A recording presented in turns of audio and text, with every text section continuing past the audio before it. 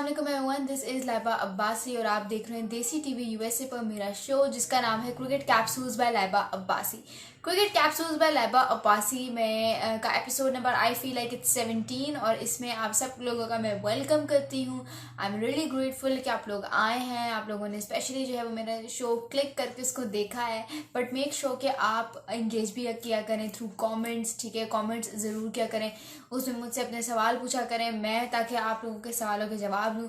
और मैंने आप लोगों को बताया था कि एक न्यू स्ट्रैटेजी मैंने अपनाई है। वो स्ट्रैटेजी कुछ इस तरह की है कि अगर आप लोग जिस भी सब्सक्राइबर को देखूंगी मैं कि वो कमेंट्स कर रहा है रेगुलरली मेरी वीडियोस पे, तो उसका फ़ायदा आप लोगों को ही होगा। जो इंसान या जो बंदा मेरी वीडियोस पे, मेरे शोज़ के अंडर जो है वो रेगुलरली कमेंट्स करेगा, he will get a chance और she will get a chance to record a show with me. एक शो में जो है मैं उसको एज अ गेस्ट बुलाऊंगी, ठीक है। उसमें ज़रूरी नहीं है हम क्रिकेट के बारे में बात करें, उसका अपना इंटरव्यू हो सकता है या उसमें हम उनसे थोड़ी बहुत बात कर सकते हैं, उसके opinions in about different sports in the world, happening in the world, ठीक है। तो खैर हम आज की अपनी वीडियो के साथ शुरू करते हैं। देखिए, आपको भी पता है, मुझे भी पता है कि जो है पाकिस्तान सुपर लीग के जो ग्रुप स्टेज के जो मैचेस हैं वो अपने अख्ताम को आ गए। अब क्या है, अब क्या मज़ीद ऐसा है जो हम पाकिस्तान सुपर लीग में देख रहे हैं। तो पाकिस्तान सुपर लीग जो है सीज़न 9 वो अपनी एक ऐसी स्टेज पे जहाँ पे इसके नॉकआउट गेम्स हो रहे हैं। नॉकआउट गेम्स में होता क्या है कि आपने देखा क्वालिफायर हो गया जिसमें जो विनर था Multan Sultan, they straight away got into the finals of the tournament. Now if you talk about the eliminator one में ये हुआ कि वो था क्वेरा ग्लैडिएटर्स और इस्लामाबाद यूनाइटेड के दरमियान। ये मैं आपको सारा समराइज करके बता रही हूँ ताकि अगर आप लोगों में से वो लोग जिन्होंने अभी तक पीएसएल जो है वो फॉलो नहीं किया उनको थोड़ी सी एक क्लियर इमेज मिल जाए, ठीक है। तो एलिमिनेटर 1 था इस्लामाबाद यूनाइटेड वर्सेस क्वेरा ग्लैडिएटर्स के दरमियान, जिसमें जो इस्लामाबाद यूनाइटेड है they just one the match against Quella like a piece of cake. They were super brilliant with their performance and they actually won that match because of like मतलब का out of nowhere ऐसा लग रहा था उनका club level team के साथ जो है वो मैच हो रहा है। तो इस तरह से क्वेरा के अगेंस्ट जीतकर उन्होंने अपना सफ़र जो है एलिमिनेटर 2 में बुक करवाया और एलिमिनेटर 2 में उनका मुकाबला था क्वालिफायर में जो टीम हारी थी यानी कि पेशावर ज़ल्मी जिसके कैप्टन बाबर आजम है, उनके साथ फिर उनका मुकाबला होना था। क्वालिफाई की लूजर टीम के साथ एलिमिनेटर 1 के विनर का मुकाबला हुआ।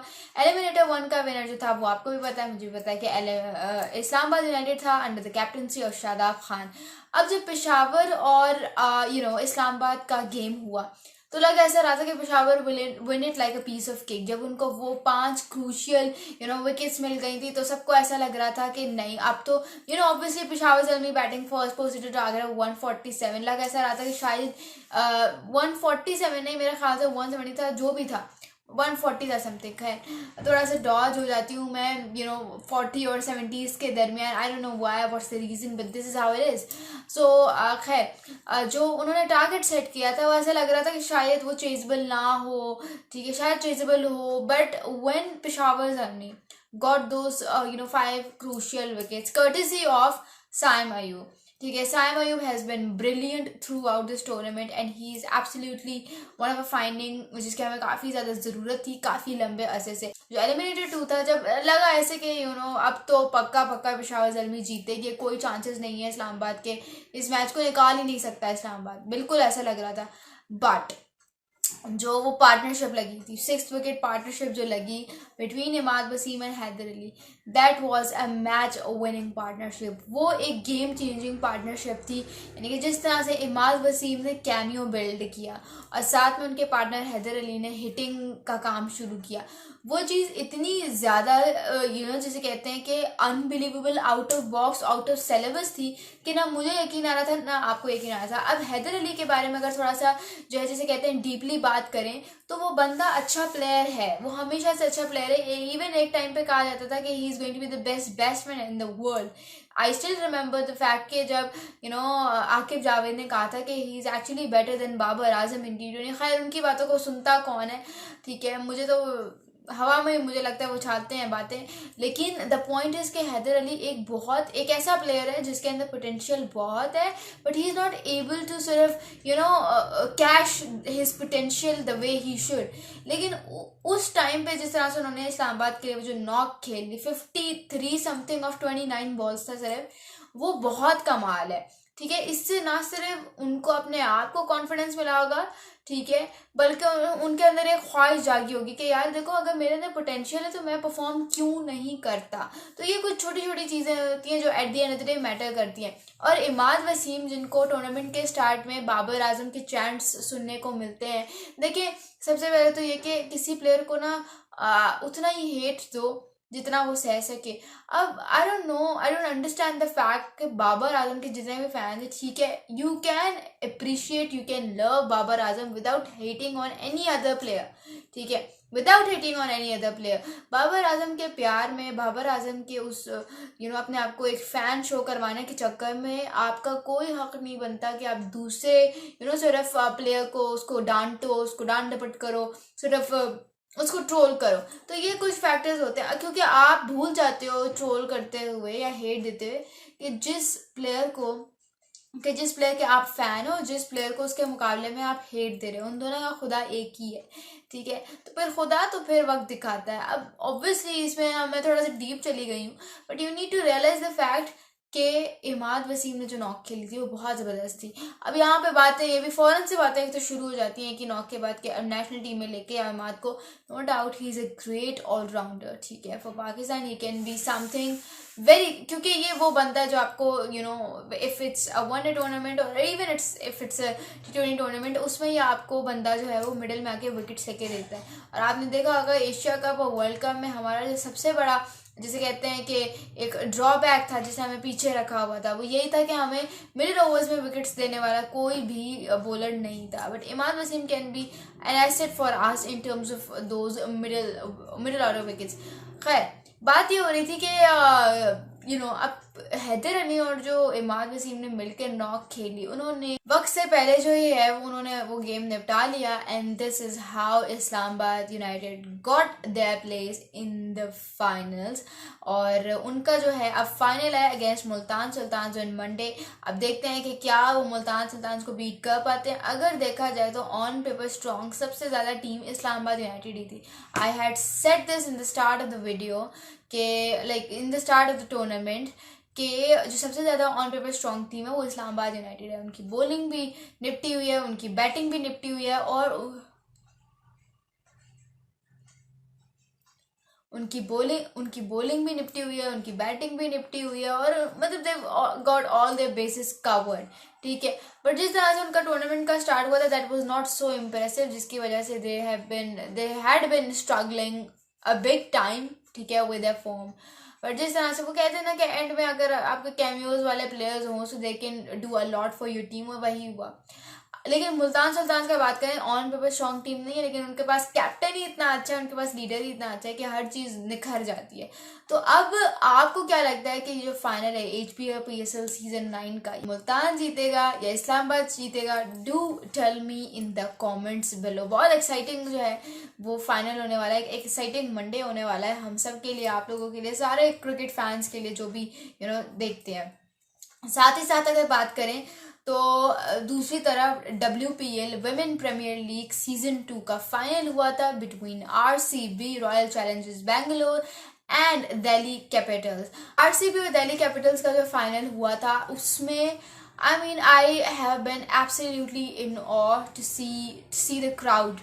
29,000 people something were watching the match live in the stadium, which is absolutely amazing. मतलब यहाँ पे आप पाकिस्तान सुपर लीग को देख लें, यहाँ पे नॉकआउट मैचेस में बाबर आजम जहाँ पे खेल रहा है, रिजवान खेल रहे हैं, बड़े बड़े प्लेयर्स खेल रहे हैं, और यहाँ पे पाकिस्तान में कराची में कोई आपको मतलब अब तो आहिस्ता आहिस्ता ये फील होने लगा है कि मैनेजमेंट के लोग, क्रिकेटर्स की तादाद ज़्यादा है as compared to the people who are watching the game in the stands. तो यहाँ पे आपको देखना पड़ता है कि ऐसी क्या वो स्ट्रैटेजीज अपनाते हैं। पैशन तो फिर हमारे अंदर भी है, तो उन बोर्ड की तरफ से क्या स्ट्रैटेजीज अपनाई जाती हैं कि इतना उनका क्राउड जो है वो मैच देखना था, और वो भी लड़कियों का। अब लड़कियों का मैं एज ए टैबू या एज ए स्टीरियोटाइप यहाँ पे मेंशन नहीं कर रही टर्म, इट्स जस्ट कि अगर उनका लड़कियों में इतना इंटरेस्ट है क्राउड का, तो हमारे यहाँ लड़कों में क्यों नहीं है? These are some of the few things that need to be pointed out with time to time, ठीक है। तो मतलब that is something very very very awesome, ठीक है। और जिस तरह से अगर यहाँ पे मेरे ख्याल से कोई और टीम होती नॉकआउट गेम में तो शायद उस तरह का रश नहीं होता, लेकिन बिकॉज आरसीबी का मैच था और आरसीबी ने कल, जिसके लिए उनके फैंस बहुत ज़्यादा अवेटेड थे, उन्होंने वो ख्वाब पूरा किया। और जिस तरह से स्मृति मंधाना का एक बड़ा ही होलसम मोमेंट था विराट कोहली के साथ, वो मुझे देख के बड़ा खुशी हुई कि after winning the trophy she was on video call with Virat Kohli. वो चीज़ बड़ी जो है मुझे मेरे दिल को लगी, being Virat Kohli is one of the biggest fans. I am like oh my God, ठीक है यार Laiba, get that in your self, get that in side you. तो खैर वो उन्होंने बड़ा इंप्रेसिव खेला। अब जरा मैच के बारे में बात करें तो Delhi Capitals batting first, posted a target of 114 runs, ठीक है, ऑल आउट हो गए थे वो लोग। अब जिस तरह का दिल्ली कैपिटल्स ने स्टार्ट लिया था, उनके ओपनर्स ने जिस तरह का स्टार्ट लिया था, वो काफ़ी ज़्यादा इंप्रेसिव था। मतलब they ended their power play 61-0, I feel like मतलब 64-0 इसी तरह का होगा। अब यहाँ पे लगा ऐसे कि जैसे दिल्ली कैपिटल्स मैच को ले जाएगी, क्योंकि maybe they were on a road to posting a very huge target, ठीक है। लेकिन जिस तरह से फिर आरसीबी की बॉलिंग को वो एक बूस्ट मिला, और फिर जो उन्होंने कमाल की बॉलिंग की and they restricted Delhi Capitals to posting a target of 114 runs, that is absolutely phenomenal and something to appreciate again and again, ठीक है। यहाँ पे अब आप कह सकते हो, थोड़ी सी सिमिलैरिटी दे सकते हो विद कि जिस तरह से ये फाइनल था ओडीआई वर्ल्ड कप का के ऑस्ट्रेलिया और इंडिया के अगेंस्ट। क्यों? क्योंकि ऑस्ट्रेलिया ने, अगर आप देखो तो उन्होंने अपनी कैंपेन का स्टार्ट किया था वर्ल्ड कप की, जो उनकी कैंपेन थी मेंस की, they started the campaign with 2 straight losses, right. बल्कि इंडिया को अगर आप देख लो उसी तरफ, तो इंडिया जो है वो बैक टू बैक मैचेस जीता जा रहा था और ग्रुप स्टेज में एक भी मैच नहीं आ रहा था, and they ended up losing the most important and crucial match, यानी कि जिसके लिए when it mattered the most, वो वाला मैच वो लोग हार गए, ठीक है। तो यहाँ पे आपको अब ये देखना है कि उसी तरह से अगर आरसीबी का देखा जाए तो उन्होंने through out the tournament ups भी देखे, डाउन्स भी देखे, उनके हैप्पी मोमेंट्स भी थे, उनके सैड मोमेंट्स भी थे, and they were just in between the confusion कि वो क्या कर रहे हैं। But now they ended up winning the trophy, they ended up having getting an orange cap along with the purple cap, ठीक है। इसका मतलब हाईएस्ट रन स्कोरर भी उनकी टीम में से निकला और हाईएस्ट विकेट टेकर भी उनकी टीम में से निकला, और चैंपियंस भी 2024 के वही रहे, ठीक है। लेकिन Delhi Capitals group stage matches सारे जीते थे, लेकिन फाइनल में आके वो लोग चोक कर गए। यहाँ ओपनर्स उनके बहुत ज़्यादा अच्छे थे थ्रू आउट, जिस तरह से शिवाली वर्मा ने एक ज़बरदस्त स्टार्ट दिया अपनी टीम को, लेकिन वही बात है, वो टारगेट उन्होंने बहुत कम पोस्ट किया था, तो इसी वजह से RCB won it like a piece of cake. अब आरसीबी का भी मैं बताऊँ तो उन्होंने भी पीस ऑफ केक की तरह ही नहीं आ रहा। आरसीबी में भी पाकिस्तान टीम की थोड़ी सी रूह घुसी हुई है, वो इस तरह से कि आरसीबी का भी एक टाइम आ गया था कि ऐसा लग रहा था कि मैच फंस गया है, लेकिन जिस तरह से उस एलिसा पेरी ने नॉक खेली यार, मतलब वो बंदी मेरी फेवरेट है। She is my favourite women's cricketer, one of my actually favourite women's cricketer. उस बंदी ने इस पूरे सीजन में हर इंपॉर्टेंट नॉकआउट मैच में परफॉर्म किया है, ठीक है, हर इंपॉर्टेंट। यहाँ पे स्मृति मंधाना को मैं कहूँगी कि वहाँ पे उन्होंने इतने नॉकआउट गेम में जो है वो 39 of 31 किया, इतना कोई जिसे कहते हैं कि एक उन्होंने रिस्क नहीं लिया और उन्होंने अपनी टीम को एक स्टेक पे डाल दिया था। बट अगेन एलिसा पेरी जो है ना, इस बंदी ने प्रूव किया कि ये किस लिए टीम है, और इसने अपनी टीम को मैच जितवा दिया। मतलब she is phenomenal. This is Alyssa Perry's world and we are just living in it. She's having like 2 ODI World Cup trophies. She's having 6 T20 World Cup trophies. She's having sort of 2 women's Big Bash Leagues award, मतलब trophies ही कह लो। फिर एक इनके पास women premiere league का भी अब trophy ये जीत गई आरसीबी की तरफ से। उसके अलावा इनके पास 13 डोमेस्टिक ट्रॉफीज हैं, 13 domestic trophies, gold in Commonwealth games. ना सिर्फ वो, बल्कि she is also got T20 cricketer of the year, T20 cricketer of the decade award, ठीक है, ODI cricketer of the decade award. Not just this, यहाँ पे भी इनको फुल स्टॉप नहीं लगता, but she is also got cricketer of the decade award.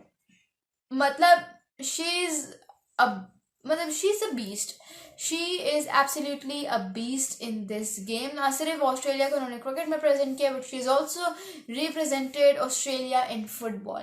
मतलब यार she is kind of an inspiration for all the women out there, including me, including all of the girls who are watching me right now. तो इस तरह के role model, इस तरह के inspirations होना काफ़ी ज़्यादा ज़रूरी है, क्योंकि ये आपको अपने गोल्स अचीव करने में और डिसाइड करने में बहुत ज़्यादा हेल्प आउट करते हैं। खैर ये था मेरा आज का रिव्यू और इसी के साथ मेरा आज का एपिसोड एंड होता है। अगर आपको ये एपिसोड अच्छा लगा हो तो प्लीज़ लाइक के बटन को दबाकर इस वीडियो के नीचे कमेंट जरूर कर दीजिएगा और ये भी बताइएगा कि HBL PSL सीजन 9 का चैंपियन कौन होने वाला है। This is Laiba Abbasi signing off.